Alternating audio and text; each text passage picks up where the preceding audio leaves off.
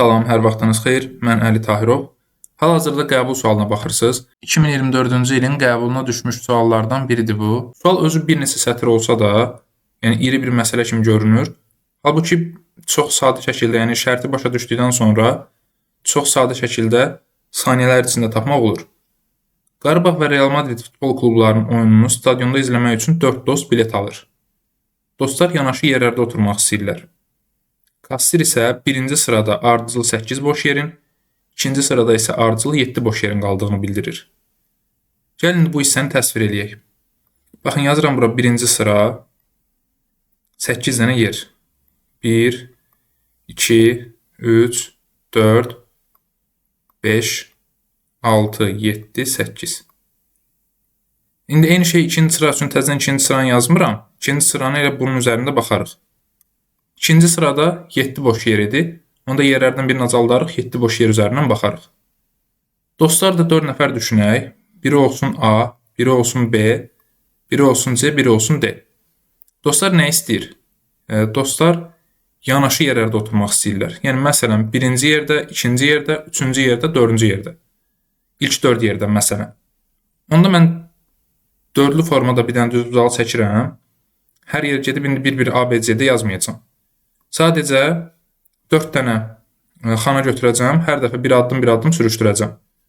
Yəni nə demək istəyirəm? Gəlin baxaq.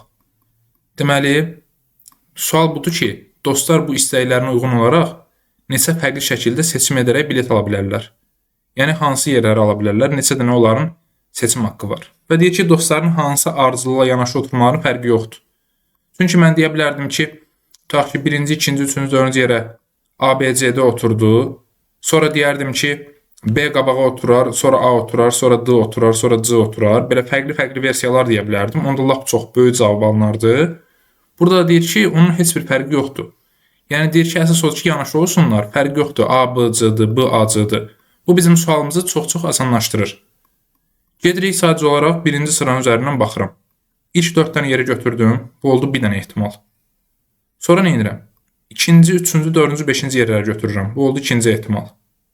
Sonra üçüncü, dördüncü, beşinci, altıncı yerləri götürürəm. Üçüncü ehtimal. 4, 5, 6, 7-ni götürürəm. Dördüncü versiya. Ən sonunda da 5, 6, 7, 8 götürürəm. Beşinci versiya. Deməli, 5 dənə versiya saydım. Bir də ikinci sıra üçün saymalıyam. Heç ikinci sıra üçün təzədən saymayacağım. Fikir verirsə mən 7-yə kimi gələndə neçə dənə versiya saymışdım? 4 dənə.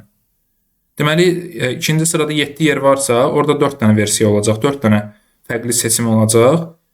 8 dənə yer olanda isə bir dənə də artır, olur 5 dənə. 4 üstə gəl 5, deməli dostların toplamda 9 dənə fərqli seçim etmək şansı var. Cavab oldu A variantı. Növbəti suallarda görüşərik. Sağ olun, hələlik.